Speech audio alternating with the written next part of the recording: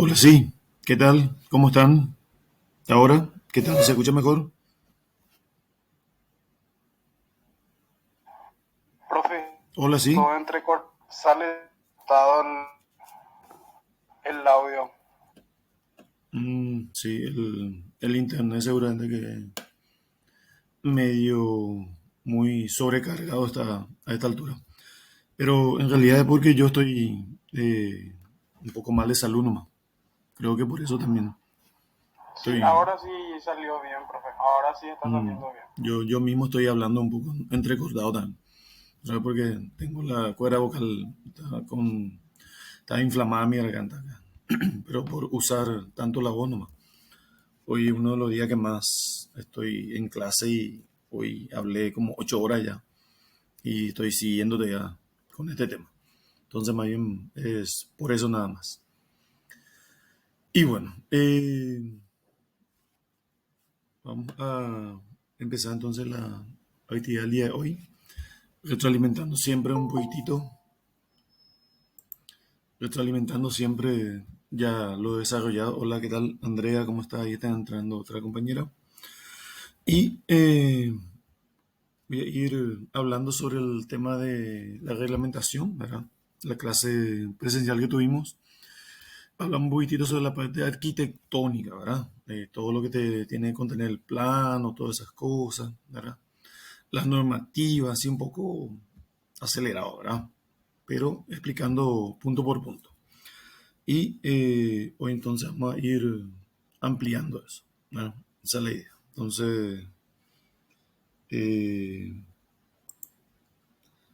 voy a pasar ya a... A ver. Op, op. Acá, presentar. Una ventana dice. Y bueno, vamos a presentar esta ventanita entonces ahí. Ahí está. Bueno, esto era uno de los... de las plantas arquitectónicas que mostramos, donde tiene todas las dependencias.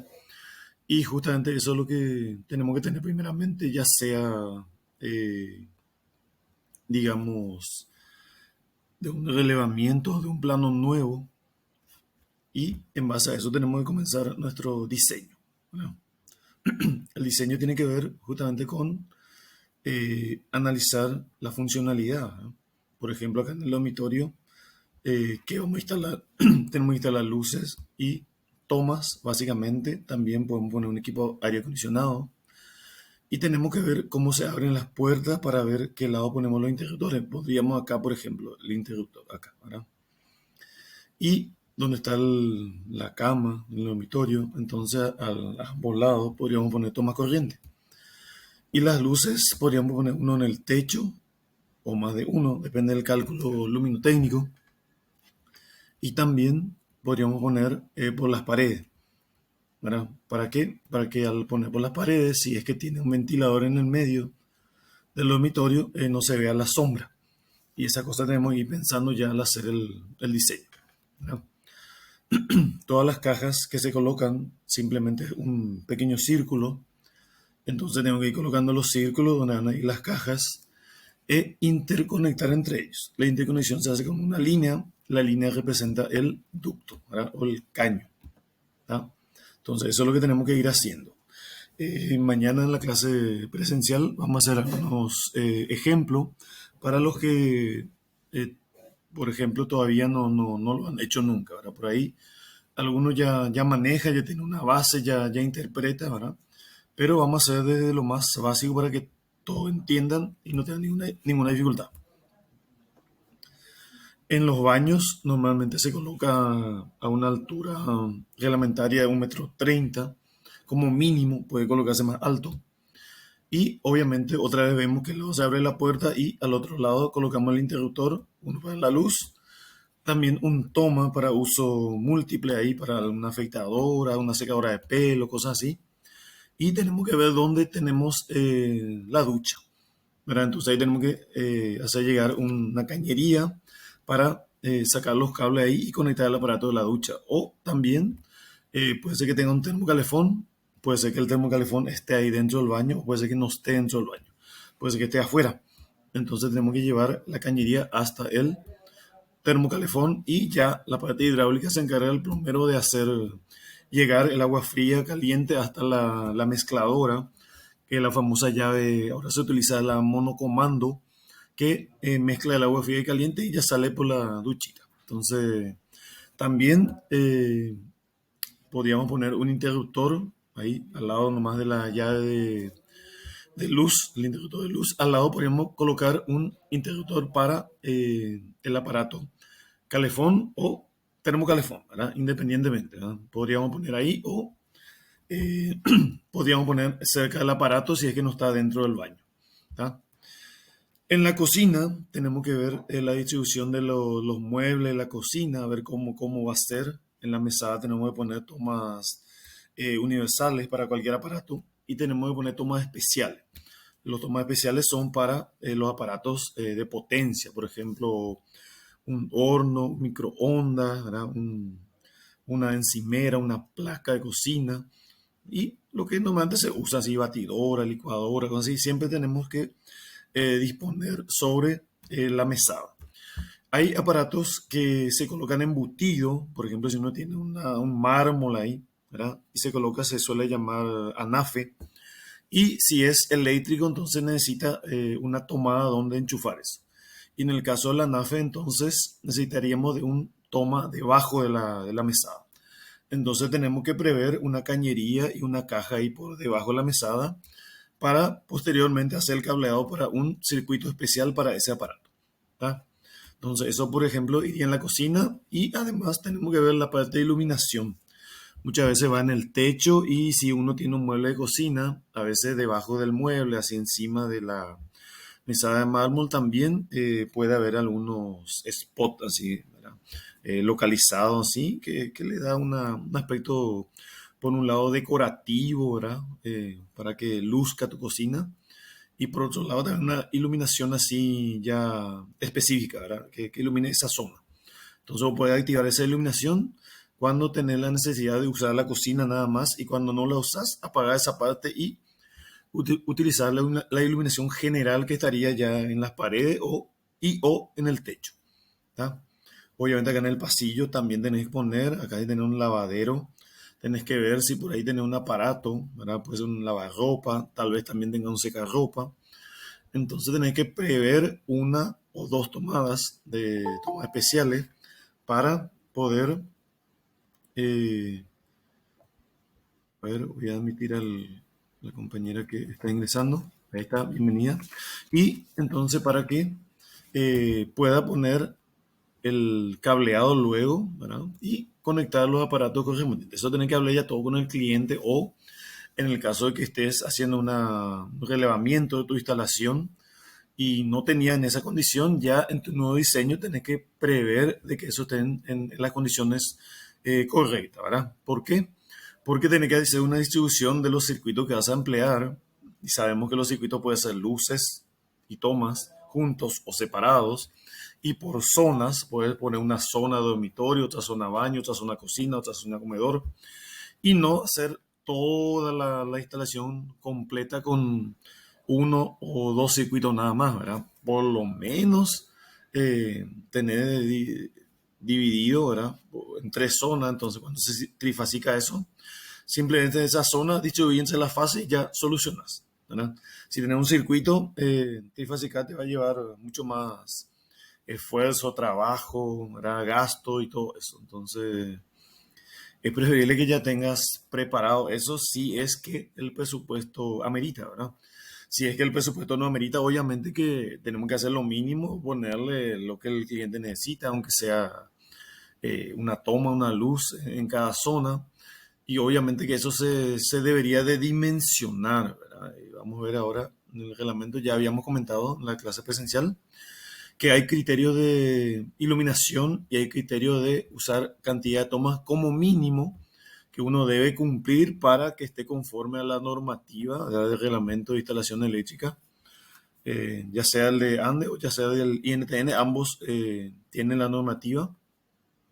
Y además acá en este modelo que le estoy mostrando tenemos acá el comedor y bueno, hay que hacer una iluminación ya sea general por un lado en el comedor y tal vez en esta otra zona esté la parte de la sala, del living. Entonces tenemos que ver también eh, qué aparatos se va a usar ahí. ¿Verdad? Por ejemplo, un televisor, un equipo de sonido, cosas así. Y entonces tenemos que poner las tomadas correspondientes. ¿Verdad? Siempre en cada pared tenemos que poner una o dos tomadas por la eventualidad que se necesite usar posteriormente, aunque el cliente no te lo diga, ¿verdad? Uno sabe ahí qué lado va a estar el sofá o cosas así, pero ya tenés que imaginar, tenés que hacerte la idea, tenés que ser como un diseñador y hacer esas cosas, ¿verdad? Por cuenta propia. ¿Verdad? De igual forma, tanto en la sala como en el dormitorio, ya puedes hablar con el cliente y decirle, mira, ¿qué te parece si ya te prevemos una cañería para cuando vos instales un ventilador? Ya te dejo ya una cañería ahí, ¿verdad? Ya te dejo una cañería para un futuro aire acondicionado. En la sala la misma cosa, en la cocina obviamente lo que ya comentamos, en el baño sí o sí luego, y en el lavadero. Ya voy a tener que prever todo.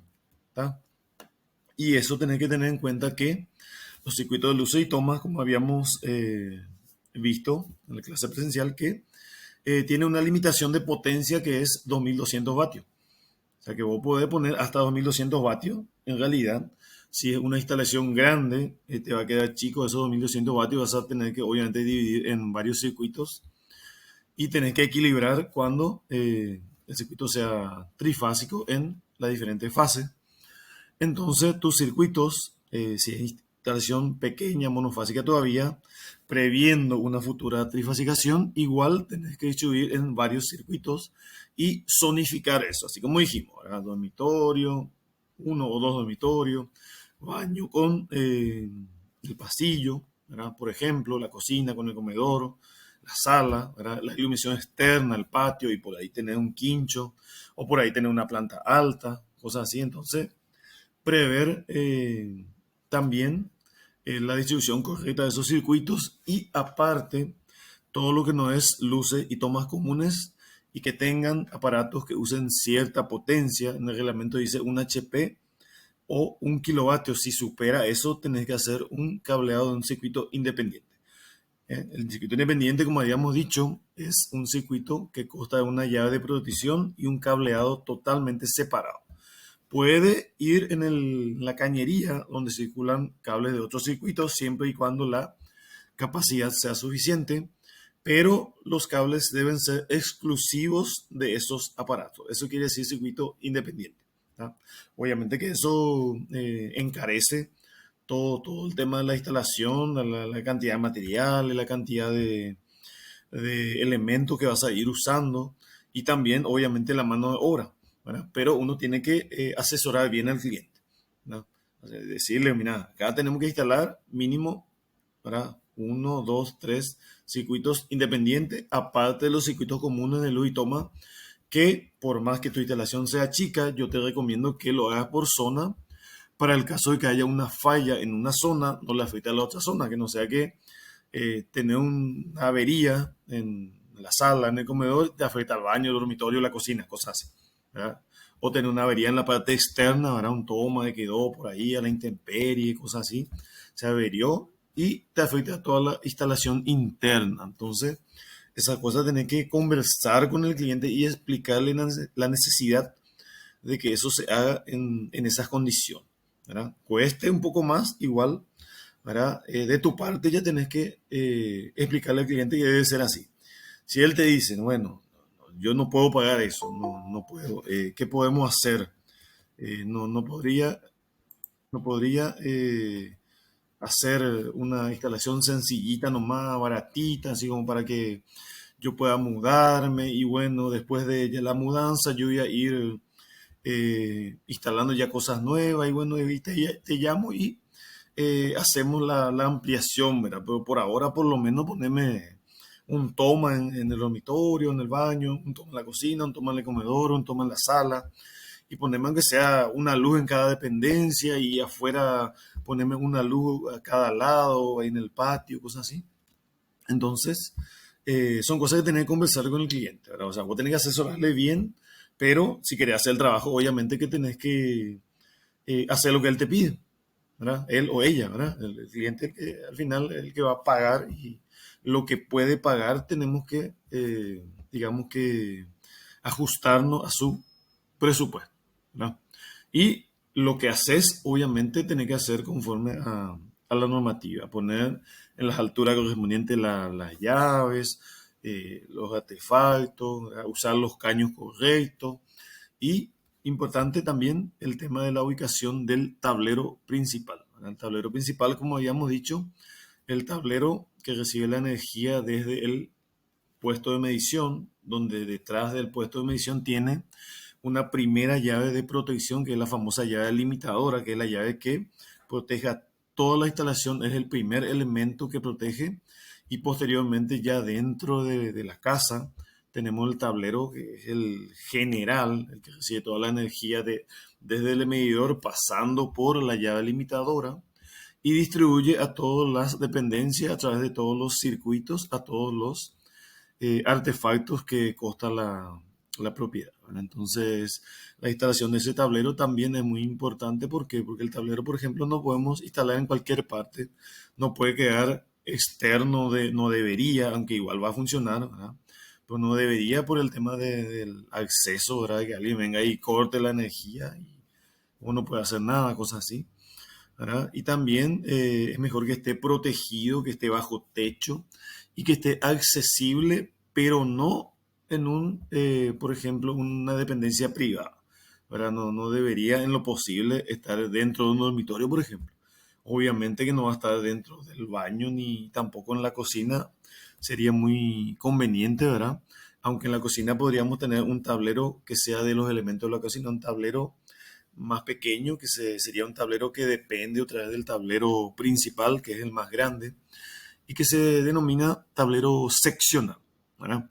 Pero eso ya por el tema del cableado. En vez de llevar un cableado a cada aparato en esa zona, entonces podríamos tener un solo cableado de mayor dimensión y poner un tablero en donde ahí sí tenemos, ahí ya más cerca de los aparatos, tenemos eh, el cableado, ¿verdad? Con las protecciones para cada elemento que usemos en esa zona. Entonces, eso abarata también la instalación, ¿verdad? No hacemos un cableado muy largo para cada elemento y tenemos toda la protección correspondiente ahí cerca de donde se usa. Entonces, esa es una estrategia de hacer que nuestro presupuesto sea más económico, ¿no? Entonces, todas esas cosas tenemos que ir manejando, conociendo, asesorando al cliente para que nosotros también podamos tener un presupuesto más ventajoso y podamos ser más competitivos, ¿verdad? Que realmente el cliente compare precio y vea, mira, este me explicó tal cosa, y bueno, yo confío en esta persona que realmente me da seguridad de lo que me está explicando, de cómo tengo que hacer las cosas, y veo que su presupuesto está en el rango de lo que yo estoy averiguando, ¿verdad? Porque el cliente también puede averiguar con varios colegas profesionales y obviamente está el tema económico, ¿verdad? A buscar algo que sea eh, accesible para su posibilidad de inversión. Entonces, por un lado, la confianza, ¿verdad? Que cuesta conseguir y que cuesta entrar en una casa ajena y que te permitan, ¿verdad? Trabajar ahí, ¿verdad? Entonces, hay que cuidar todos esos detalles, ¿verdad? Y cuidar el presupuesto, no excederse, ¿verdad? Manejar los precios que se manejan en el mercado, ¿verdad? Tener también un rango de posibilidad de descontar. El cliente siempre te pide un descuento y vos tenés un más menos que si voy a ganar un poco mejor o si el cliente de verdad demasiado me presiona con el tema de descontar, que no puede, que hasta acá lo que puede gastar y todo eso, ¿verdad? Entonces vos tenés tu estrategia de venta también, ¿verdad? Podés hacer por el mismo precio, hacerle otras cosas que él hubiese querido y que no entraban en el presupuesto, ¿verdad? Por decir, yo ya te voy a dejar una cañería de aire y no te voy a cobrar eso, ¿verdad? Porque poner una cañería más, a lo mejor, con tu equipo de trabajo no te cuesta, ¿verdad? Pero al cliente ya le puedo hacer como un descuento, ¿verdad? ponerte una cañería ya para un lavarropa, para un secarropa, ponerte cañerías extra para la cocina, vos le decís, en el futuro vos podés tener esto y esto y esto acá, y vamos a dejarte ya todo preparado. Entonces vos tu pared ya no vas a tocar más, ¿no? Vas a venir, vas a decir, llamarme y ahora quiero instalar, yo vengo, te pongo los cables, enchufáis el aparato y ya está. Así de simple, ¿verdad? Y puedes usar esa estrategia para varias cosas más. Le puedes poner un alumbrado, le puedes poner un sensor de movimiento, le decís que cuando alguien pasa por esta zona se va a prender solo la luz. Le puedes poner una fotocélula y le decís, mira, vos salís de la casa, esto cuando llega la noche vas a encontrar ya que se prende, si vos ese día venís tarde, la luz ya se va a prender sola. Y a la mañana, si vos te levantás un poco tarde, esto no te va a consumir energía porque a la mañana cuando apenas la luz del sol ya clarifique el ambiente, ya esto se va a apagar. Y bueno, esas cosas vos tenés que ir vendiéndole esas ideas al cliente y podría ser tu caballito de batalla para que vos le digas, bueno, mira, ¿por qué no te mantengo el precio y te hago estos trabajos, ¿verdad? Entonces vos tampoco salís perdiendo, ¿verdad? Y el cliente dice, ah, bueno, acá yo estoy ganando, ¿verdad? ¿Cuánto más me hubiese cobrado por esto? Entonces, podría ser una estrategia para que vos mantengas tu precio, ¿verdad? Ese sería el formato que vas a utilizar para ganar más clientes, ¿verdad? Y de ese cliente encadenado puede venir otro y otro y otro que tal vez sin el primero no ganaste tanto como quisiste ganar, tal vez él hable bien por vos y te recomienda a otro cliente y tal vez los otros clientes ya te den un trabajo más grande, más grande, más grande, ¿verdad? Así, por ejemplo, como este, ¿verdad? Este es otro proyecto donde es más amplio, tiene más dependencia, acá tenés un presupuesto más grande, ¿verdad? Y ya seguramente esto sí o sí va a ser una instalación trifásica, no como el chiquitito que a lo mejor ajustando podemos todavía hacer monofásico. En este ya posiblemente el cliente te dice va a tener un aire en cada habitación, ya en el baño va a tener uno, acá se ve dos baños, tal vez tenga dos duchas o dos termocalefones, tal vez en el estar ya tenga también aire acondicionado, tal vez en el comedor también, en la cocina va a tener mucho más aparato y obviamente luces y tomas comunes va a tener un montón y aparte de eso a lo mejor ya tenés que prever para un futuro quincho, por ahí te dice que acá esto va a tener una planta alta que voy allá dentro de unos meses o unos años ya voy a hacer, pues ya tengo preparado y tenés que prever todo ya, ¿verdad? Si te dice que va a tener planta alta, si vos ves que ya tiene columnas, si va a ser losa, entonces ya tenés que prever cañerías que suban para la planta alta y que no se te sorprenda que después te llama el cliente y te dice, che, ¿cómo vamos a sacar la planta alta? Y vos no dejaste ni una cañería de la planta alta, ¿verdad? Entonces va a tener que hacer externo, cosas así, para salvar la situación, ¿verdad? Entonces ya esas cosas tenés que conversar con el cliente, ¿verdad? De acuerdo a su tipo de techo, a ver qué proyecto más adelante tiene y entonces vos también prevés todo eso y le pasás un presupuesto ya considerando todas esas cosas, ¿verdad? Y eso le hablas al cliente, ¿verdad? Entonces son cosas que tenés que ir eh, hablando, ¿verdad? Bueno, sobre estas plantas arquitectónicas es lo que hay que trabajar. Entonces lo primero que yo les pedí justamente es que dispongan de una planta así, una chiquita para hacer una instalación monofásica, ya sea esta o la otra, ¿verdad? Ustedes eligen, ¿está? Y para tener los elementos que debe tener que habíamos comentado, que tiene que tener y tiene que tener el esquema unifilar, quiere decir que tenemos que poner todos los símbolos de todo el aparato acá, poner todas las canalizaciones, los caños, unir todas esas cajas para que puedan pasar los cables, ¿ah? Y tiene que estar todo acotado eso. Tiene que decir, por ejemplo, qué caño es, qué cable es, de qué circuito es, ¿verdad? Para que el profesional que lea nuestro diseño, suponiendo que otro está leyendo, ya sea un colega, ¿verdad? Entonces pueda interpretar la idea que vos le querés transmitir con ese diseño. Que no hace falta que te llame y te pregunta, che, ¿qué cable le voy a poner acá? ¿Y cómo voy a llevar el cableado? ¿Por dónde voy a llevar? ¿Verdad? Esta dependencia, ¿qué circuito previste que sea? ¿Verdad? ¿Qué número de circuito? ¿Verdad? Uno ya se imagina, el técnico se imagina ya, porque ya conoce las cosas, ¿verdad?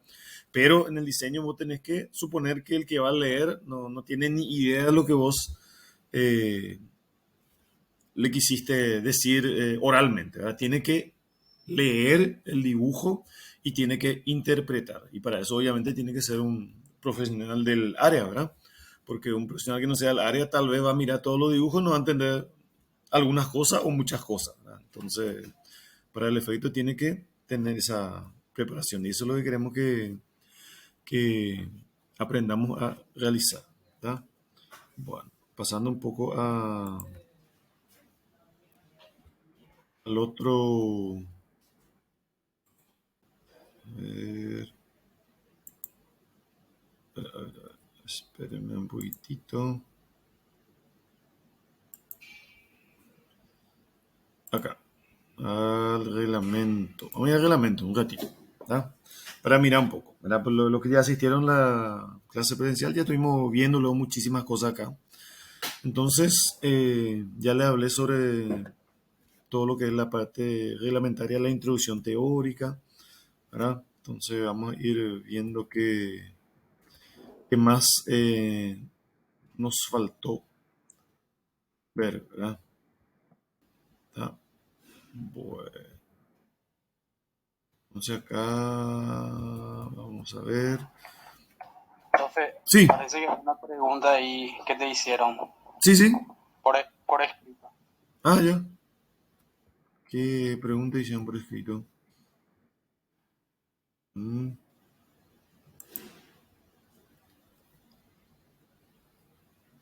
Sí, exactamente, sí, está muy bien.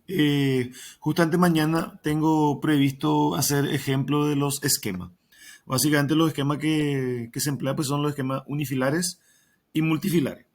El esquema unifilar es el que se emplea para los diseños de las instalaciones, ¿ah?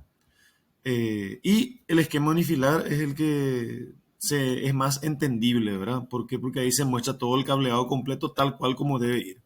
Y el esquema unifilar es una abreviatura, es utilizando la simbología, pero ese es el esquema que se utiliza para diseñar los planos eléctricos. Entonces mañana vamos a hacer así esquemas sencillitos para comenzar y vamos a ir ampliando, ampliando, ampliando hasta que ustedes puedan entender cómo hacer el diseño completo, ya así todo eh, integrado, digamos, ¿verdad? Luces, tomas y todos los circuitos independientes que sea, cómo acotar. De hecho que ahora vamos a ver un poquitito ahí en el reglamento el tema de la simbología, de la acotación, porque ustedes pues ya pueden ir poniendo en sus respectivos planos la simbología y unir todo eso, unir todo con la cañería y lo que va a faltar hacer es definir los circuitos, para la zona, qué lado, qué zona, ¿verdad? Voy a utilizar un circuito, qué lado otro, qué lado otro, qué lado otro, y de acuerdo a eso va el cableado, y ese cableado tiene que ir acotado, ¿verdad? Tiene que ir acotado y entonces esa acotación es indicar en el plano eh, por dónde van los ductos, los caños, lisos o corrugados, por qué cables van por esos caños, ¿verdad? Qué cantidad, qué sección y a qué circuitos corresponde, ¿verdad? Todo eso tiene que ir en el plano. Entonces, cuando uno no está acostumbrado a hacer eso, obviamente cuesta un poquitito porque uno tiene que imaginarse cosas que todavía a lo mejor no hizo en forma real, ¿verdad? En forma práctica no lo hizo, ¿verdad? Entonces uno tiene que imaginarse. Y para entender más esa parte es lo que se utiliza el otro esquema, que es el esquema multifilar. Multifilar, tal cual el nombre lo dice, se refiere a dibujar cable por cable, ¿verdad? Entonces, por un lado, tener que entender cómo se hace el cableado, cómo se conecta un circuito, ¿verdad? Y entonces para identificar cable por cable cuál es la situación correcta de hacer esa interconexión. Y luego, conociendo esa interconexión, uno tiene que dibujar el esquema unifilar. En unifilar solamente se utiliza símbolo. Entonces, una línea, por ejemplo, es un caño, ¿verdad? Y tiene su dibujo, ¿verdad? Para cada tipo de cable. El conductor fase tiene una línea así vertical, por ejemplo. El conductor neutro tiene una línea así tipo L, ¿verdad? Vertical, pero tipo terminado en tipo L. y el conductor retorno, que es el cable que sale de los interruptores y va a los aparatos, es una línea vertical, pero mitad, ¿verdad? A la mitad está, una línea cortita nomás, ¿verdad? Entonces, básicamente esos son los conductores que empleamos y en el dibujo que hacemos, en el diseño, tenemos que acotar, tenemos que poner todo, no tiene que faltar nada, ¿verdad? No podemos olvidarnos de ningún cable, fase, ¿verdad? Cuando tenemos monofase tenemos una sola fase, pero cuando tenemos trifase tenemos varias fases. Puedo poner uno, puede ser dos, puede ser tres, puede ser que una parte de tu instalación use una fase nomás, los circuitos monofásicos usan una fase, pero puede ser que por esa zona también pase los cables del otro circuito y entonces por esa cañería van a pasar dos fases, o puede ser que pase tres circuitos con tres fases diferentes. Entonces tenés tres fases de diferentes circuitos por la misma cañería, ¿tá? Pero para aparatos monofásicos. Y también puede pasar las tres fases de un sistema trifásico por la misma cañería, pero para aparatos trifásicos. Y todas esas cosas tenemos que ir viendo cómo se conecta eso, ¿verdad? Haciendo el esquema de conexionado, el esquema multifilar, viendo así cable por cable cómo es la conexión y luego haciendo un esquema abreviado, utilizando la simbología para cada tipo de cañería, ¿verdad? Para las cajas, interruptores, tomas, aparatos y dibujar cable por cable cómo se hace la indicación, ¿verdad? Entonces justamente para eso quiero pasar a mostrar un poco el tema del reglamento, ¿verdad? En esta parte nosotros habíamos visto toda la parte teórica donde explica qué dimensiones usar para cada tipo de cable, si es tronco, la medida mínima, si es ramal, la medida mínima. Habíamos dicho que el tronco era medida mínima 4, para que el ramal era 2. Y como yo sé cuál es tronco y cuál es ramal, ¿se acuerdan que habíamos dicho que ramal es hasta 1200 vatios y si pasa ya es tronco, ¿verdad? Si es monofásico, pero si es trifásico es hasta 2000. ¿Tá? Y si pasa a 2000 es tronco. ¿Tá? Entonces tenemos que ir manejando esos términos técnicos. También habíamos dicho que el cable que se utiliza para un toma corriente, si es monofásico, se puede usar de 1,5 para arriba, pero la medida mínima es 1,5 si es monofásico y si es 2 es para un trifásico. O sea, si es trifásico el toma, usamos como medida mínima el cable de sección 2 milímetros cuadrados. También habíamos hablado de toda la instalación completa, ¿verdad? El cable que viene desde el medidor hasta la casa, la línea principal, que tiene que tener como medida mínima 4 milímetros cuadrados, pero eso se dimensiona otra vez por la potencia, te puede salir que sea 6, 8, 10, 12, ¿verdad? Y va subiendo eso. Y luego tenés que ver la parte comercial, qué medidas es lo que conseguís para comprar, ¿verdad? Esas cosas tenés que tener en cuenta. Y después está el tema de la cometida también, ¿verdad? La cometida normalmente se puede utilizar un cable abierto multifilar, ¿verdad?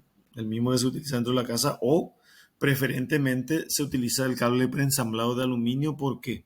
Porque el cable de aluminio se conecta al cable de la regla ANDE de aluminio.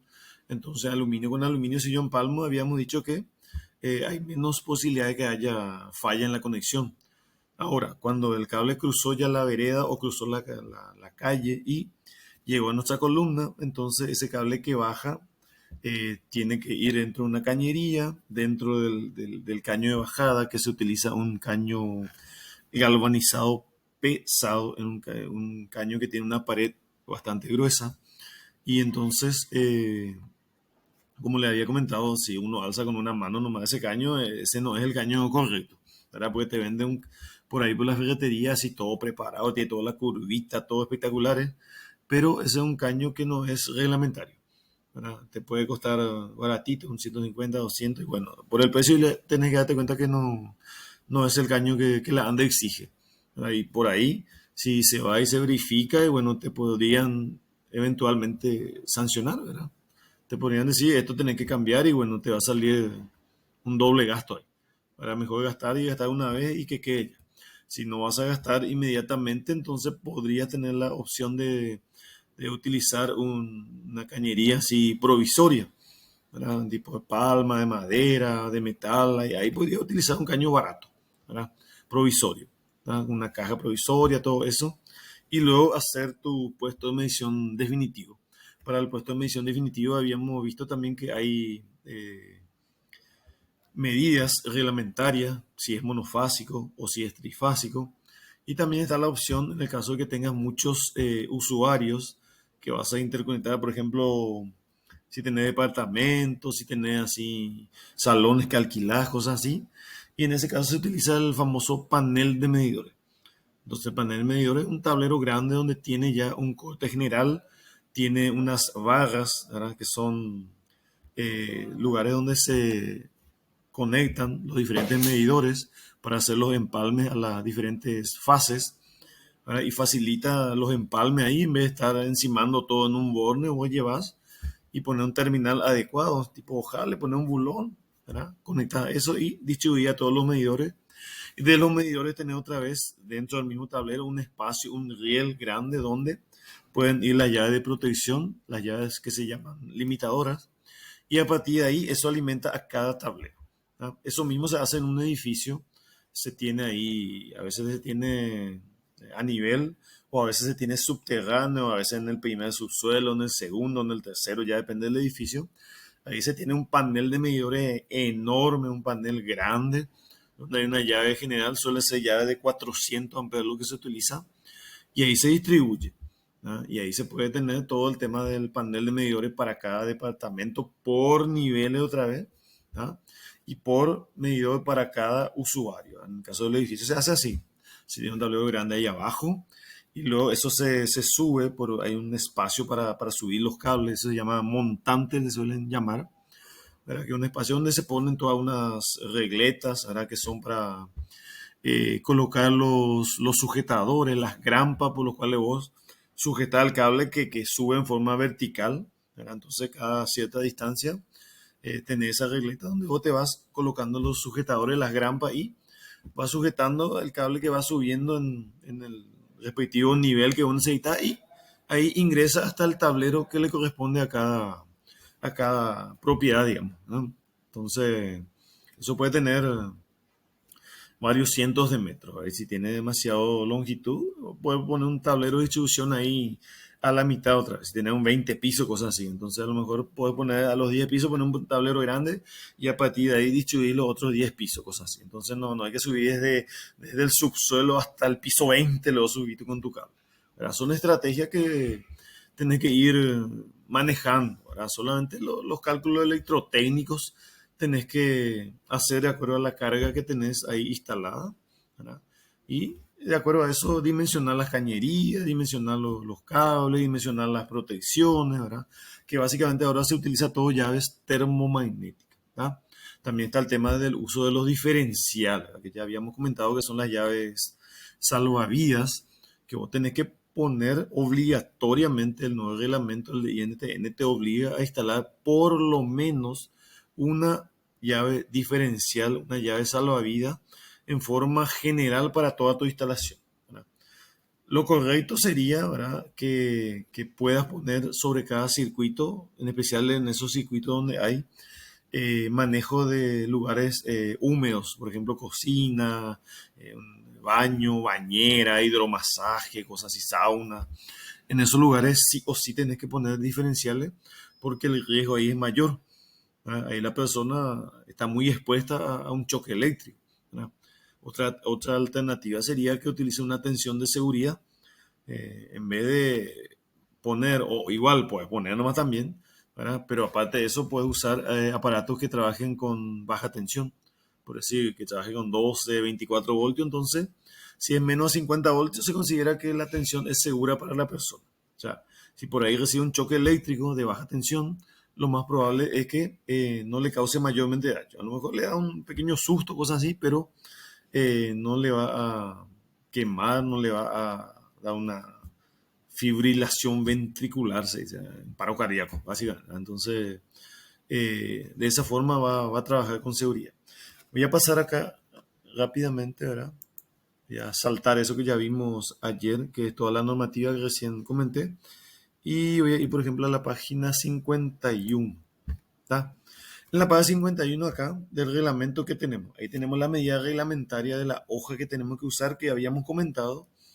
Entonces ustedes acá pueden ver las medidas que son opcionales de usar. Lo mínimo que puedo usar es la medida 36 por 27 que vemos acá, horizontal de 36 y la altura es 27. Entonces eso equivale a usar 2 de 18, ¿tá? 2 de 18 acá sería 36 y 2 de 13,5. Y eso te da la medida mínima, el más chiquitito que puedo usar, la hoja. Obviamente ahí no entra casi mucho, ¿verdad? Muy pocas cosas puede hacer ahí. Lo que realmente hace es usar múltiplo de esa medida. Si ustedes compran la hoja, entonces probablemente compren una hoja ya de metro 20, cosas así. Entonces en el ángulo inferior derecho, ahí comenzás a contar la medida, hasta cuánto te da. Y bueno, entonces tenés que contar una medida, 1 centímetro de recuadro, ¿verdad? Alrededor en los tres lados, arriba, abajo y a la derecha. Y a la izquierda tenés que considerar un 3 centímetros de recuadro por el tema del encuadernado, porque esto se va a doblar todo finalmente y se pone en una carpeta y queda como una hoja tamaño oficio. Entonces, vos desplegás eso, ¿verdad? Haces tu distribución ahí. Acá debajo un espacio para el título. Acá se ve qué es lo que tiene que tener el título. ¿Tá? Acá se ve. Tiene que tener una medida de 17 acá en horizontal por 9 acá de altura. El título donde dice proyecto puede dejarle 1 centímetro y el resto puede dejarle un poquitito menos, ¿verdad? 0,8, cosas así. ¿Verdad? Entonces 0,8, 0,8, 0,8 y 0,8 donde dice ubicación, propietario, electricista y cuenta corriente. Y ahí pones tu nombre, ¿verdad? Y registro, bueno, todavía no, posiblemente no tengan registro, la mayoría, ¿verdad? Supongo. Entonces, pueden poner su número de cédula, pues, ¿verdad? Acaba la firma del propietario, del electricista y acaba el título, el lugar reservado para los sellos que son lo que se hace cuando se fiscaliza, por ejemplo, y se da ahí el sello de aprobado, recibido, cosas así. ¿Tá? Entonces acá este espacio tiene que ser 9,5 por 4. ¿Tá? Entonces son medidas en centímetros, todo es centímetro. ¿Tá? Medida real. Y ven cuánto de altura permite la hoja que compra. ¿Verdad? Si viene de 1 metro y bueno, acá lo máximo es 81 nomás lo. ¿Tá? Lo máximo es 81 acá y lo máximo acá es 126. Si tu proyecto necesita un espacio mayor, entonces lo que se hace es dividir el proyecto en varias partes, ¿verdad? Entonces se hace una parte en una hoja y la otra parte en otra hoja.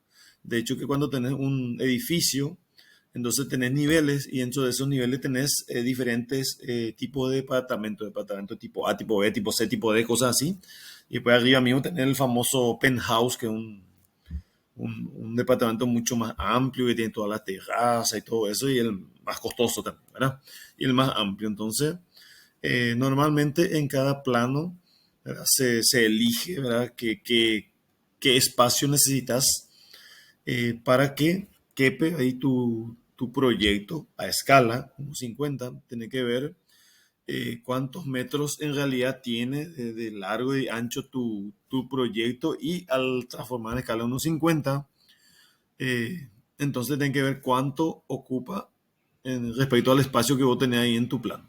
Vas a tener que hacer ese análisis primero. Bueno, yo tengo un 12 por 30, entonces 12 por 30, 15 por 10 es mi plano, cosas así.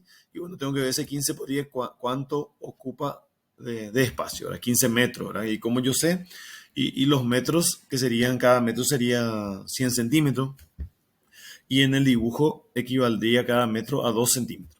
¿Tá? O sea que si tengo 15 metros, ¿verdad? 15 por 2, entonces voy a tener un espacio de 30 centímetros, voy a ocupar de largo, ¿verdad? Y si el otro lado me mide 10 metros, 10 por 2 sería un 20 centímetros. Entonces tengo que ver ese espacio ahí para introducir en tu hoja qué medida de hoja necesita para que quepe cómodamente. Y teniendo en cuenta que luego, aparte de la obra civil que tiene que estar ahí, que después hay que trabajar por ese, tenemos que dejar espacio para hacer el esquema del tablero, ¿tá? Donde tenemos que dibujar todas las llaves que va a estar ahí y ponerle todos los datos, el amperaje, los milímetros de cable, los números de las llaves, número 1, número 2, ¿verdad? Los números de circuito, la sección de los cables y también inclusive, ¿verdad? Especialmente si es trifásico, poner la distribución por fase. ¿Qué circuito va por fase R? ¿Qué circuito por fase S? ¿Qué circuito va por fase T? Todo eso tiene que estar ahí bien dibujado, bien aclarado y tenemos que poner un espacio importante para dibujar eso. Además tenemos el otro esquema que es obligatorio que tiene que constar ahí, que es el esquema de la carga, donde tiene que estar indicado todos los circuitos, qué tipo de carga es, su cantidad, su potencia, ¿verdad? Y también la distribución por fase si es trifásico. Y si es monofásico, bueno, línea por línea se suma y tenemos la potencia total, que es la potencia instalada. Si es trifásico, se suma también todo completo, pero también se suma por fase en 3 columnas. Y entonces se ve ahí la distribución para que quede lo más equitativo, o sea, distribuir en cada fase una cantidad de potencia similar, que es el famoso equilibrio. Entonces, uno tiene que procurar hacer una mejor distribución para que eso quede bien equilibrado y eso favorece que tu sistema eléctrico funcione de mejor forma, ¿no? Optimiza tu sistema eléctrico si vos cumplís con esa condición, ¿no? Acá en la parte del tema del tamaño, que es el anexo número 1, ahí ya tenés toda la información de cómo tiene que ser tu hoja. También está el tema de doblado, ¿verdad? ¿Cómo se dobla? En la medida del título, acá tenés que hacer el primer doblado, ¿tá? Entonces esto mide 17 y con el espacio que le dejaste para el recuadro, que es 1 centímetro, mide 18, ¿tá? Entonces en cada 18 tenés que ir doblando esto, ¿verdad? Y finalmente dejas para el lado donde tiene que encuadernarse los 3 centímetros. Entonces tenés que ver cómo doblar la última hoja para que estos 3 centímetros te quede del lado izquierdo sobresaliendo ahí para que puedas perforar y puedas meter en una carpeta. Eso en la parte eh, horizontal. En la parte vertical tenés que medir los 27, que es desde el recuadro, toda la altura acá, ¿tá? Cuando llega a 27 ahí haces tu doblado en forma vertical. Y tenés que ir doblando también de tal forma que se mantenga esos 27 ahí, ¿tá? Si tu altura es 27 nomás, bueno, ahí termina. Pero si tenés 54, entonces tienes que doblar la mitad y te quedan los 27, ¿verdad? Si tenés más de 54, entonces tienes que doblar y volver a doblar lo que te sobra hacia arriba otra vez para que se oculte ese tercer doblado y finalmente la medida que vos presentes sea la medida reglamentaria de presentar en la carpeta, que es 21 por 27. Así se tiene que quedar tu plano doblado. Esa es la reglamentación y eso metes en la carpeta ya. Ubicas en la parte perforada y queda ahí encarpetado, ¿tá? Bueno, ahora, después de tener ya definida tu hoja, ya definido, bueno, esta medida de mi proyecto va a entrar en tal medida de hoja. Ahora, si no lo tenés todavía definido y bueno, usar nomás la hoja enterita, ¿tá? No vaya nomás a cortar todavía, usar desde acá y medir hacia allá y dejar libre la última parte porque ahí lo que hay que cortar, ¿tá? Hacia arriba y hacia la izquierda dejar nomás todavía y comenzar a usar de hacia abajo, ¿tá? Y tener una medida supuesta, ¿verdad? Una orientativa para ver si voy a cortar acá o uso más largo, ¿verdad? Voy a cortar acá o uso más largo, hasta donde me dé la medida reglamentaria. Acá encima del título lo que se acostumbra a poner la ubicación. ¿Para qué? Para que vos al abrir tu carpeta mire y ya vea el título, todos los datos y ya tenga la ubicación. ¿Tá? No tenga que desplegar todo tu plano para ver solamente la dirección ahí, ¿verdad? La ubicación, ¿verdad? Se pone ahí un dibujito tipo un croquis, ahí se dibuja ahí las manzanas, el camino, una referencia, el norte, se indica hacia dónde es el norte, entonces para el que desconoce la zona para que igual pueda llegar, ¿verdad? Sin dificultad, si tiene que entregar el plano, hacer firmar, hacer verificar, fiscalizar, ahora que va, está otra vez el tema de fiscalización con el INTN y todo eso, entonces hay que prever todo eso, ¿tá? Ahí tiene que estar, nada de poner otra cosa que no sea la ubicación en esta parte. En las otras partes puedes poner el esquema de carga, el esquema de tablero y tu planta con el esquema unifilar de la instalación, que es lo que básicamente pide el reglamento, exige que tenga tu proyecto, ¿tá? Aparte está todo lo que es el tema de la descripción de tu proyecto, el informe técnico, los cálculos teóricos, cómo vos definiste tu instalación, cómo distribuiste en circuito, cómo elegiste el amperaje de tus llaves, de tus cables. Eso va en una memoria descriptiva que vamos a ir viendo adelante, algún modelo que tengamos por ahí, ¿verdad? Que le pueda servir como guía. También, aparte, está el tema de lista de materiales y tema de presupuesto. Bueno, esa parte ustedes creo que ya adelantaron, ya vieron en el tema de costo y presupuesto, ya tienen una idea de cómo hacer las cosas, pero yo le había dicho que le voy a mostrar una forma más de hacer las cosas. Y ustedes ya como profesionales van a ir decidiendo cómo hacer, tal vez tomen algunos de los modelos o simplemente ustedes mejoren otra vez eso, ¿verdad? Adapten a su situación, a su condición, ¿verdad? A que les sirva más lo que se le plantea, ¿verdad? Y cada uno tiene su forma de hacer las cosas, su estrategia va mejorando día tras día, año tras año, entonces ya cada profesional se caracteriza por hacer las cosas de cierta manera, ¿verdad?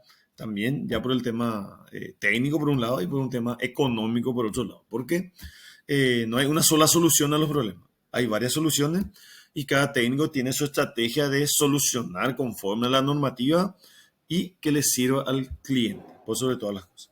Bueno, a partir de acá va toda una serie de anexos, normalmente los primeros 20 anexos es lo que más empleamos, ¿tá? Y específicamente empleamos más los primeros 10 anexos, ¿tá? Por ejemplo, paso a mostrarles nomás rápidamente a continuación, esto podemos ver, ustedes pueden ver en su elemento ANDE, si tienen impreso va a ser más fácil, ¿verdad? Si tienen virtual, bueno, cuesta un poquitito más, salvo que miren en una notebook, ¿verdad? En el celular cuesta un poquitito más ver. Yo le había recomendado que si pueden imprimir o comprar una copia impresa, sería mejor, ¿verdad? Y por ejemplo, acá en el anexo 2 comienza la simbología, ¿tá? Comienza con la lámpara incandescente. Hay un montón de simbología acá, pueden ver y pueden leer toda la aplicación de simbología, pero hay algunos nomás que normalmente se utiliza, ¿verdad? Normalmente el aparato está pegado por el techo, adosado, a veces está suspendido, está colgado y puede ser que esté embutido en el techo también, ¿verdad? Que esté en la losa, ¿verdad? Puede ser que haya varios en una línea, ¿verdad? Puede ser que en una garganta así que sale, ¿verdad? ¿Verdad? Que sale de la pared o del techo, que esté, entonces tiene una simbología. Puede ser que esté por la pared, ¿verdad? La que está por la pared se le llama aplique, ¿verdad? Aquí está su simbología. Puede ser que esté en brazo de pared, puede ser que esté embutido en la pared, ¿está? Entonces, también puede ser que esté en alguna superficie similar, pero a la intemperie, ¿verdad? Una columna, cosas así, ¿está?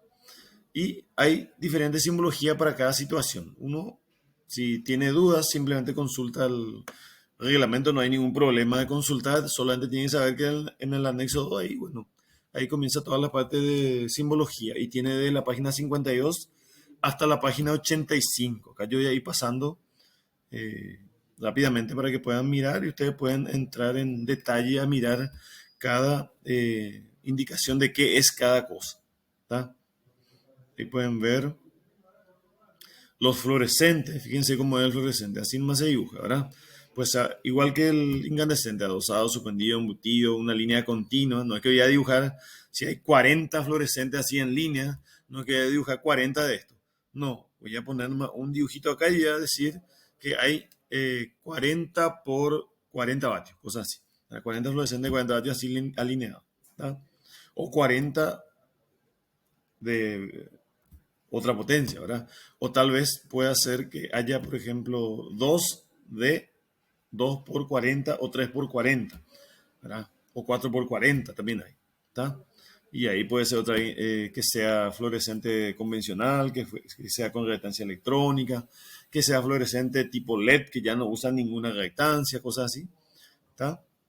Aplicado a la pared, fluorescente aplicado, en brazo de pared, embutido en la pared, ¿está? Un brazo de pared es una estructura que sale de la pared, ¿tá? A veces en los edificios lo que más se ve que sale para un balcón, por ejemplo. Y entonces ahí donde sale, entonces ahí, ¿verdad? Por ese brazo de pared, no está por la pared, está por el brazo de la pared. Entonces ahí puede ser que haya alguna artefacto de iluminación, ¿verdad? Entonces sería este caso, ¿tá? Los otros dos se entiende mejor. Aplicado era que está pegado por la pared y embutido que está dentro de la pared. ¿Tá? Al ras de la pared queda el artefacto. Y otra vez ahí a la intemperie, línea continua, ¿verdad? En columna. Entonces hay una serie de eh, simbología. ¿Tá? Acá podemos ver también los tomas de corriente. ¿Tá? Si son solo tomas, ¿verdad? Monofásico, media altura, bajo, alto. El alto yo poco llegué a utilizar, ¿verdad? Pero este bajo y el medio es lo que más se utiliza. El bajo se utiliza más cuando está solito, el toma. Y el medio se utiliza cuando está con una llave, porque pues, la llave normalmente se coloca a media altura, entonces el símbolo correcto es esto. Esta parte del símbolo de toma y este redondito que está ahí, ¿tá? Esto representa la caja de conexionado. ¿Okay? También hay símbolo para el caso de que se utilice un toma en el piso o en el techo. ¿Verdad? Yo creo que no me acuerdo de haber instalado un toma en el techo, ¿verdad? Pero en el piso sí. ¿Tá? En oficina a veces tenemos, en oficina tenemos una línea así de varios usuarios de computadora, cosas así, y ahí hay toma en el piso. ¿Verdad? Eso es lo que... Trifásico, a media altura, bajo y alto, también tiene su simbología. Normalmente para máquinas lo que se podría emplear. ¿Verdad? Hay de piso, hay de derecho, así también. ¿Verdad? Una simbología similar a lo que es monofásico. Hay una pequeña variante ahí que indica que esto es trifásico. La altura, ¿cómo yo sé si es bajo, si es medio, si es alto? Acá tiene una indicación. ¿Verdad? Fíjese entonces la medida, ¿verdad? En el caso de que es bajo, ¿verdad? Entre 0,30 y 0,99. Si es medio, a partir de 1 metro hasta 1,80 y se considera alto a partir de 1,80 para arriba. ¿Verdad? Entonces ahí yo, de acuerdo a la altura en que voy a instalar mi caja, entonces yo le pongo el símbolo correspondiente. O sea, yo al poner el símbolo ya tengo que saber, este es un toma que va a ser a media altura. Entonces tengo que ver qué altura se va a utilizar y normalmente se normaliza eso en una instalación. O sea, si voy a colocar, por ejemplo, a 1,20, todos los tomas que están en la misma habitación, todos a 1,20 m. Si el toma abajo va a estar a 0,30, 0,35, 0,40, entonces todos los tomas se colocan a esa altura para que se vea bien a la vista. ¿Ah? Esa es la costumbre que se utiliza. Y acá pasamos a ver lo que es las llaves. ¿Verdad? Si yo tengo un interruptor a la entrada de la pieza, ¿cómo yo dibujo esa llave? ¿Verdad? Como siempre dijimos, está la caja y este dibujito tipo un número 1, ya eso es, pero al revés. ¿Verdad? Entonces ese representa el pico interruptor. ¿Tá? La llave de un punto sería. ¿Sí? Si el punto está con toma, fíjense el tipo de toma que se utiliza, de media altura. Punto con toma en la misma caja. Esta es la llave de combinación. La caja y esta Z es el dibujo que corresponde a la llave de combinación. La llave de combinación es la llave que puede, trabajando en conjunto con otra llave, siempre trabaja en par, ¿verdad? No se puede trabajar con una sola llave, solamente de a dos. Entonces las dos llaves juntas controlan el encendido y o apagado de una lámpara, ¿verdad? O de cualquier aparato que uno quiera controlar con esa llave. ¿Tá? Y así ustedes pueden ver diferentes combinaciones, ¿verdad? Acá bueno, tenemos la llave intermediaria. La llave intermediaria, así como su nombre lo dice, intermedia, se coloca entre dos llaves de combinación y sirve para controlar desde un punto más, ¿verdad? O sea que yo con dos llaves de combinación controlo el encendido apagado de una lámpara, por ejemplo, pero ¿qué pasa si quiero controlar de tres o más lugares? Entonces le voy adicionando, colocando en el medio del cableado entre las dos llaves de combinación, voy colocándole las llaves intermediarias y puedo colocar la cantidad que yo quiera colocar. ¿Tá? Y el esquema, como le digo, la clase principal vamos a dibujar los esquemas porque ahí se va a entender mejor el cableado y pueden ustedes aclarar si tienen alguna pequeña duda al respecto. ¿No? Y acá podemos ir viendo otros esquemas, punto con combinación, por ejemplo, punto con intermediaria, combinación con toma, ¿tá? Intermediaria con toma, acá le falta un pequeño trazo. ¿Verdad? Este pequeño trazo hace que esta combinación sea el símbolo de intermediaria y no de combinación. Acá tenemos, si tiene dos puntos, ¿qué hacemos? Y acá tiene dos colitas aquí, ¿verdad? Dos colitas de pato, como se dice ahí. Así se parece. Si hay dos puntos con toma, y bueno, va acompañado el símbolo del toma. Dos puntos con el toma. Quiere decir que hay dos interruptores para dos aparatos diferentes más el toma. Dos con combinación, dos con intermediaria. Acá le faltó el trazo ahí para indicar que es intermediaria. Y llave de tres puntos. Básicamente es eso, ¿verdad? Pero hay un montón de símbolos más. Ya de boya, por ejemplo, es la que se usa para cortar automáticamente cuando se llena un tanque de agua, cosas así. Señalización y bueno, por ahí todavía se tiene timbre o por ahí todavía algún cliente quiere que se disponga un timbre, ¿verdad? Entonces el pulsador del timbre que va afuera en la calle sería su simbología y dependiendo del tipo de timbre, todavía acá hay un montón, ¿verdad? De acuerdo a la condición, de acuerdo al uso, entonces hay diferentes alternativas, ¿verdad? Por ejemplo, un pulsador que se utiliza en un hospital, que el paciente de la cama nomás le llame ahí, cosas así, ¿verdad? Entonces hay que buscar acá qué símbolo le correspondería, ¿verdad? Eh, Acá hay un montón de temas de señalización que yo realmente muy poco utilicé porque no me especialicé en temas de ese tipo de trabajo, ¿verdad? Y bueno, de repente hay algún profesional que trabaja en eso y utiliza estos símbolos, pero yo realmente no llegué a utilizar esto. La campanilla sí, ¿verdad? El símbolo del timbre sí, este sería el aparato que realiza el sonido, digamos, ¿verdad?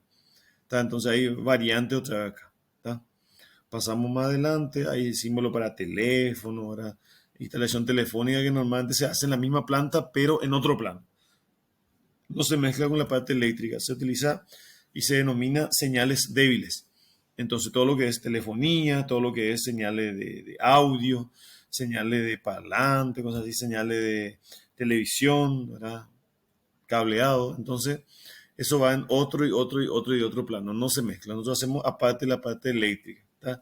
Si tiene algo de señales bajas, ¿verdad? Señales de seguridad, eso se utiliza la misma planta, pero se hace un plano separado para todo lo que es señales débiles. ¿Tá? Entonces eso no tenemos que preocupar. Hay una serie de aparatos que podría tener y si no está acá, te he inventado un símbolo nuevo, digamos. ¿Verdad? Eh, Lo que yo realmente creo que podrían emplear serían, por ejemplo, acá los ventiladores de techo, de pared, los extractores de aire, ¿tá? En el techo, en la pared, en el piso, dice acá también, ¿tá? Calefones, tenemos calefón, calefón ducha, cocina, horno, estufa, de todos los símbolos que se utilizan. Siempre un círculo y unas letras, ¿verdad? Características, ¿tá? Aire acondicionado, este sí o sí se utiliza. Y cuando es split también, ¿tá? Está todo eso. Los medidores, eh, tipo panel de medidores, ¿verdad? Tiene una simbología. Y acá tenemos el símbolo de lo que es el tablero principal. ¿Tá? El tablero principal que habíamos dicho, el que todas las propiedades tienen un tablero grande que ahí tenemos concentradas todas las protecciones. ¿Tá? Entonces una cajita así rectangular todo sombreada y el tablero seccional, si es que lo hubiere, entonces sería, o sea, un cuadro con una línea ahí diagonal. ¿Tá? Ese es el tablero seccional. Entonces, si tiene los dos, entonces va a tener este dibujo y este dibujo. ¿Tá? El principal normalmente hay uno solo. ¿Tá? Por eso es el principal. ¿Verdad? Pero los seccionales puede haber diferentes. ¿Tá? Por ejemplo, puede haber un tablero parcial acá para fuerza motriz, para calefacción, para aire acondicionado. ¿Verdad? Entonces se divide otra vez los tableros. Entonces no está todo mezclado, por ejemplo, aire acondicionado con luz, con toma. ¿Tá? Calefacción no está mezclado. Fuerza motriz son tableros de motores. Entonces los tableros de motores no están mezclados con las llaves comunes de circuito de luces, de toma, están todos separados. ¿Tá? Entonces acá tiene su simbología que hay que usar. ¿Tá? La caja de conexión, hasta esta medida 4x4, fíjense que es el circulito. ¿Tá? En todos lados estamos utilizando ese circulito. Si es una caja más grande, entonces se utiliza este simbolito de caja cuadrada. ¿Tá? Eh, si es una caja de tamaño mayor, la caja de visión embutida en pared, entonces tiene este dibujito. ¿Tá? Si es una caja en el piso mayor, entonces tiene este dibujito. ¿Tá? ¿Ok? Bueno, hay temas aisladores, entonces trabaja más en extensiones de líneas, así para postes, columnas. Y esta es la simbología que hay que utilizar. ¿Verdad? Yo particularmente no trabajé en esas cosas y no solía manejar estos símbolos. ¿Tá? Instrumento. si tenés instrumento en tu proyecto de instalación, bueno, acá están los instrumentos: amperímetro, voltímetro, ohmmetro, batímetro, frecuencímetro, cosenofímetro, amímetro, sincronoscopio, medidor de energía monofásico, bifásico, trifásico, transformador con instrumento, etcétera, etcétera, etcétera. Ahí tenés todos los símbolos, ¿verdad? Y las conexiones también, si es transformador, monofásico, bifásico, trifásico, si es estrella, si es triángulo, entonces está especificado si es estrella o si es triángulo. ¿Está? Si la corriente que vas a usar es continua, alterna, monofásica, bifásica, trifásica, acá tiene todos los símbolos. ¿Está? Si es estrella, si es triángulo, con neutro, sin neutro, acá tenés todos los símbolos. ¿Está? Si el cable se conecta, entonces se dibuja ahí que está empalmado esto. Si se conecta, entonces sería esta su simbología que está acá. Se nota ahí el empalme. Y si así cruza nada más y no tiene ahí ningún sombreado ahí, tipo un círculo ahí, entonces quiere decir que los cables cruzan, están separados, están aislados y no hay contacto entre ellos. Se puede dibujar así o se puede dibujar así, así se indica mejor que el cable pasa por encima o por debajo, ¿verdad?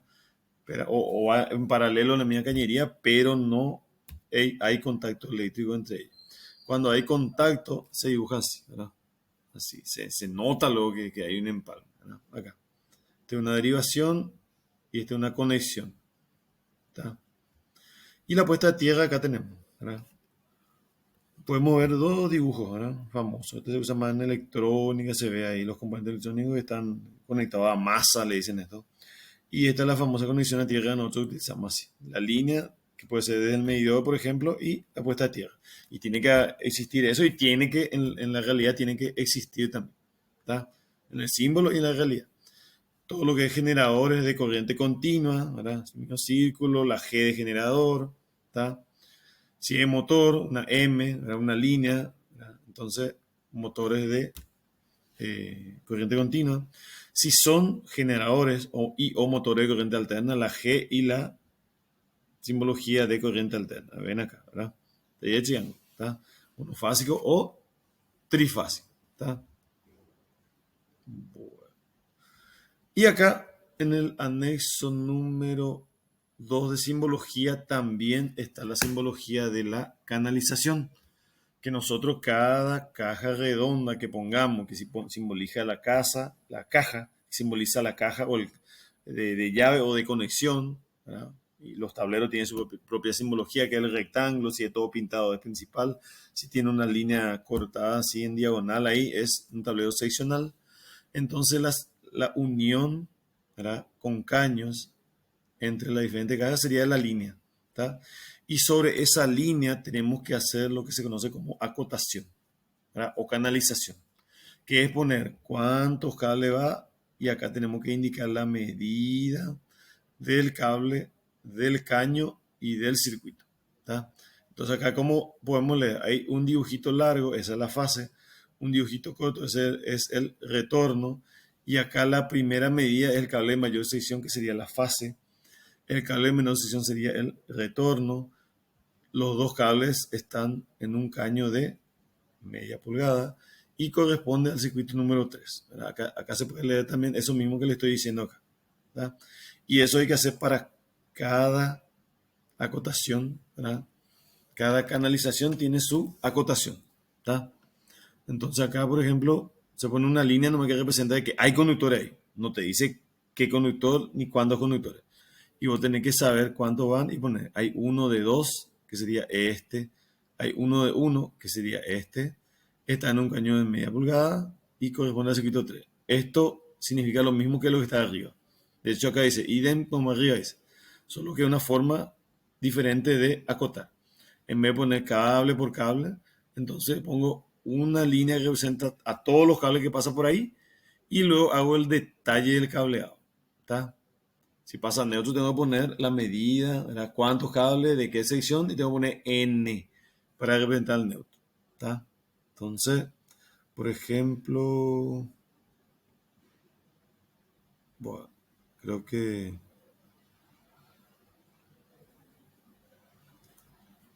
acá todo fase, ¿verdad? Todo fase. Bueno, solamente en el que yo le puse de ejemplo ahí, Y acá, en esta línea, ¿verdad? Esta línea inclinada representa el neutro. Y si pasa neutro, pongo esta línea inclinada o esta línea tipo L. ¿Está? Y las tres líneas perpendiculares de la misma medida que el neutro representan las fases. Quiere decir que donde yo veo así líneas así verticales que cruzan la cañería ahí, entonces me está indicando que hay fases. Pero yo tengo que interpretar luego si esas fases son de un solo circuito o son de varios circuitos. ¿Tá? Tengo que interpretar eso. ¿Tá? Pueden ser la misma fase de diferentes circuitos en un sistema monofásico.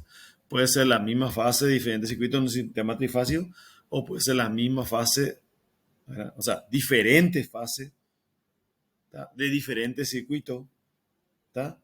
O pueden ser diferentes fases del mismo circuito de una máquina trifásica, ¿tá? Todas esas consideraciones tenemos que hacer. Si la cañería no es en un caño que está ahí embutida, por ejemplo, que esté en tubo, que esté en el piso, que esté externo sin embutir, que esté aéreo, que esté subterráneo, entonces la simbología que tenemos que usar no es una línea. Ese solamente es para el caño que está embutido en la pared. Para eso nomás es esta simbología. De caño embutido en la pared. Solo para eso. Si tu cable va por afuera, ya tengo que usar otra simbología. Si se va colgado, otra simbología. Si lleva bajo piso, otra simbología. Si se va subterráneo, aunque esté protegido, todo con registro dentro de un caño, igual se utiliza otra simbología. ¿Tá? Y es la que indica acá. ¿Ok? ¿Tá? Acá y acá. Acá específicamente acá. ¿Verdad? Acá tenemos toda la simbología para si es subterráneo, si es aéreo, si es expuesto sin tubo, si es expuesto sin embutir, si es en el piso o si es en tubo en forro falso. ¿Tá? Bueno. También tenemos que leer acá que dice que los tubos que son de muy poca sección, ¿verdad? Los tubos de media, cuando pasa conductor de 1 milímetro ahí, entonces no se acota. ¿Tá? O poner nomás fase y retorno. ¿Tá? Si va en un caño de media y no hace falta acotar. Acá se acotó, pero no hace falta. Tiene que poner nomás que pase una fase y que pase un retorno. Entonces, el técnico se da cuenta, si pasa fase, lo más probable es que sea 2, no va a ser 1. Si este es retorno, lo más probable es que sea 1, no va a ser 2, ni 4, ni 6. El retorno es 1. ¿Está? Bueno, ese es el anexo número 2. ¿Está? Ahí para instalación telefónica también. Ok. Acá tenemos para instalación telefónica. Cuántos pares, en qué tubo, si es interno, si es externo. Los clientes siempre quieren una buena terminación, entonces lo más probable es que haga una instalación embutida, interna. ¿Está? Bueno. Acá hay un montón de simbología, seccionadores, interruptores, conmutadores, monofásico, bifásico, trifásico, o sea, unipolar, bipolar, tripolar, que se utiliza más en la parte industrial. ¿Verdad? En la parte residencial rara vez se utiliza. No, siempre el ATM nomás. ¿Tá? En los edificios puede ser que se utilice. ¿Tá? Y en la industria lo que más se utiliza. ¿Tá? Entonces hay cosas que de repente no vamos a ver muy a menudo. El fusible, acá tiene su símbolo. El fusible sí se utiliza mucho. ¿Tá? Seccionado fusible también, porque permite separar, aparte de proteger con el elemento fusible. Descargadores sobre tensión sí se utiliza. ¿Tá? El que protege contra descarga de rayo desvía lo que se descargó por una línea o cuando se descarga, desvía por el trayecto del cableado del pararrayo, entonces no le afecta a una persona, a un animal, ni nada que caiga ahí el rayo porque cae conducido al suelo y entonces no cae por la persona directamente al menos o por la propiedad. ¿No? Por la pared si cae va a desquebrajar toda la pared en su camino al suelo. ¿Verdad? Ahora si cae al suelo hay otro problema también, ¿verdad? Que deja energizado el suelo y si el cable que cayó tiene una tensión muy alta, entonces esa tensión se distribuye de acuerdo a la distancia vos tenés. A mayor distancia, menor tensión, pero a menor distancia tenés más tensión. Entonces, de acuerdo al paso que vos das, entre un paso y otro puede haber un voltaje que puede ser peligroso y haga circular por tu cuerpo una tensión que entra por un pie y sale en el otro pie, debido a la caída de una tensión de un rayo. Esa es la famosa tensión de paso. ¿Tá? Entonces, eso, si vos estás ahí en un lugar inhóspito, ¿verdad? Y no hay nada ahí que desvíe el rayo y vos te vas caminando o a caballo o lo que sea, ¿verdad? Pero está en contacto con el suelo y tu calzado se moja todo, se estropea todo, no te aísla para nada y cae una tensión ahí alejado, cae allá, ¿verdad? Más lejos. Entonces energiza el suelo y todo el suelo queda con energía eléctrica y entre los diferentes puntos que vos pisás el suelo aparece una tensión. Dependiendo del valor de la tensión que cayó, entonces vos tenés un voltaje aplicado entre tus dos pies.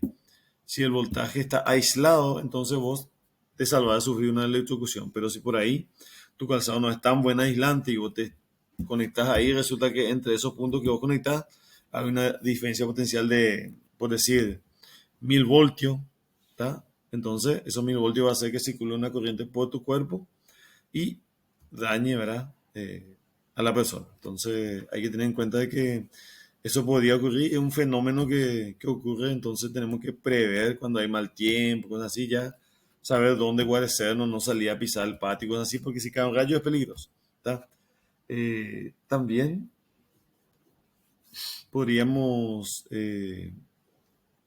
poner descargadores de sobretensión de diferentes tipos. Está el cableado y está el tipo iónico que lo que hace antes que se forme el rayo, ya va descargando las nubes a poquito, ya entonces no llega a subir tanto el voltaje. Y si por ahí hay una descarga, la descarga no es de muchos voltios, entonces no es peligroso. ¿Tá? Bueno, acá tenemos la lámpara en forma general que se dibuja así nomás, un círculo y una tipo X ahí, ya está, esa es mi lámpara general. Si utilizo tres lámparas, utilizo tres de estos, si utilizo seis de esto, en serie, paralelo, en mixto, eso ya depende de lo que hago, ¿verdad? Hay otros símbolos que son de electrónica, pero también de repente se puede usar en electricidad, que es el rectificador, el diodo, ¿tá? Y acá tenemos la creación de otros elementos, de batería, de pila, shunt, ya de un punto que ya vimos luego, ¿no? Pues está complementado con la acotación que dice 1A, que quiere decir que yo miro ahí, veo una lámpara que dice 1A, quiere decir que esta llave prende, esta lámpara enciende o apaga. ¿Está? Bueno. Eh, Termina, vieron que hay un montón de simbología y más adelante llegamos al factor de demanda. El factor de demanda es simplemente el factor que tenemos que usar para definir la cantidad de potencia que se estima se va a utilizar. ¿Tá? Quiere decir que si yo uso entre eh, no más de 3,8, 3800 vatios, el 95% se va a utilizar. Si uso más de 3,8 pero no excede 7,2, 7200, para calcular, multiplico por el factor que es 0,9. Si yo tengo más de 30.000 vatios y tengo un servicio, entonces yo debería de multiplicar la potencia instalada por 0,75. Quiere decir que el 75% es lo más probable que se utilice de toda tu potencia.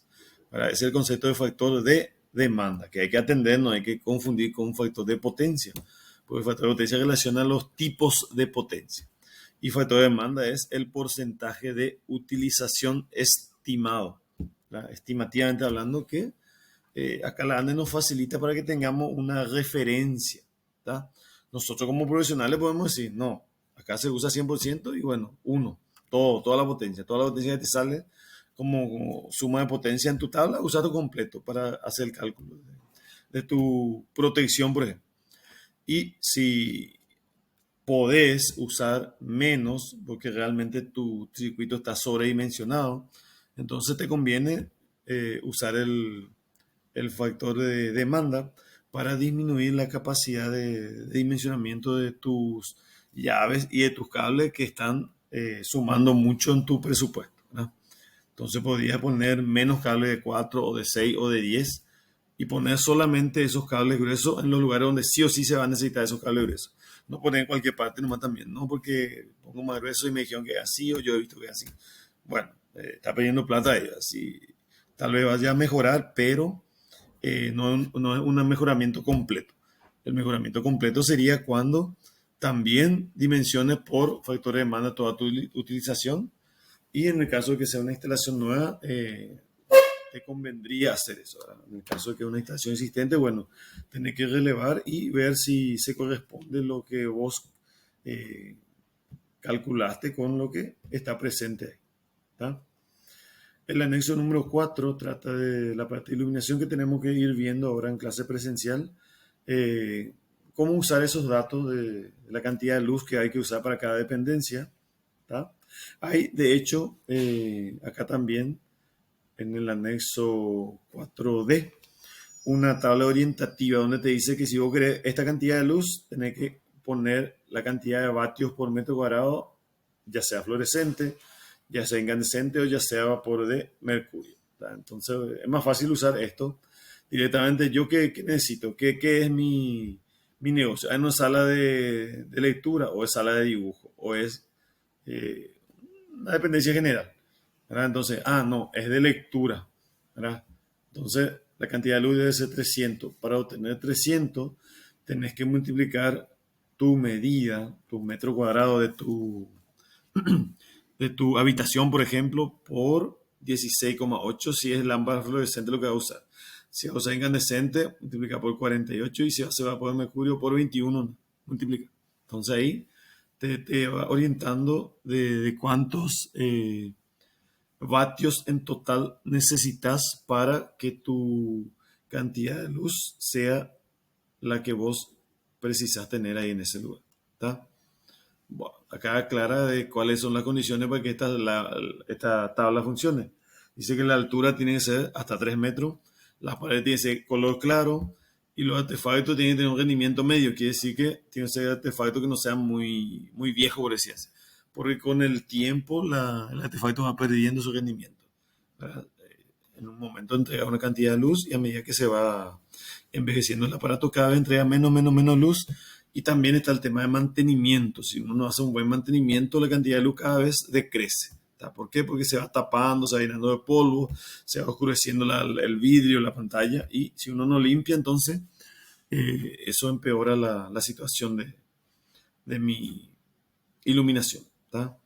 Anexo 5 es reserva de carga, que hay que ver cuánto nos salió de reserva y ver si no tiene por lo menos esta cantidad mínima por metro cuadrado. Esto es algo que hay que controlar también. ¿Tá?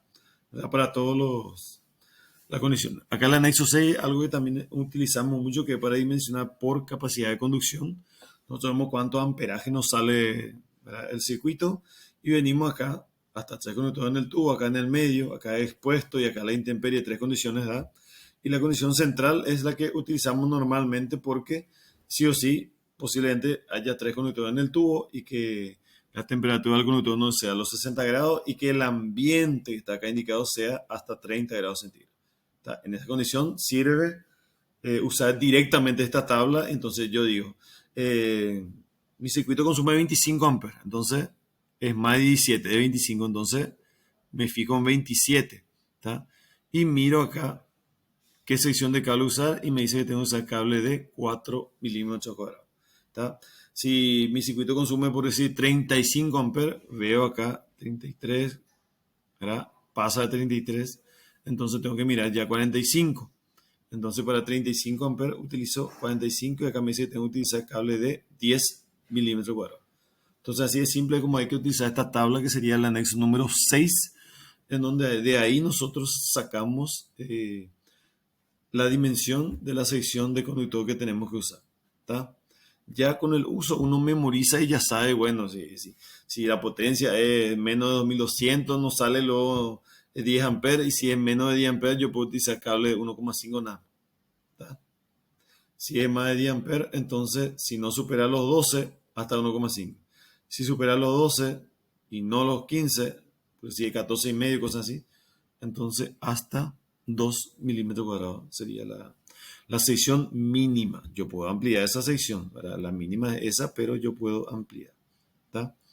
Y bueno, por cuestión de tiempo creo que ya corresponde cerrar acá nuestra clase. Creo que cumplimos la meta de mostrar hasta acá porque realmente hasta acá es lo que generalmente más van a utilizar. Y rara vez van a ir empleando más adelante, pero obviamente vamos a ir viendo todo el reglamento tenemos que ver, porque si uno quiere después rendir para tener registro ANDE, cualquier parte del reglamento te pueden preguntar y bueno, es el Paco Piré que se dice que te sale en el reglamento, por más que sea marcado nomás, si vos no rendís con el reglamento, si vos tenés que memorizar todo y saber todo de memoria, cuesta el examen, ¿tá? Y bueno,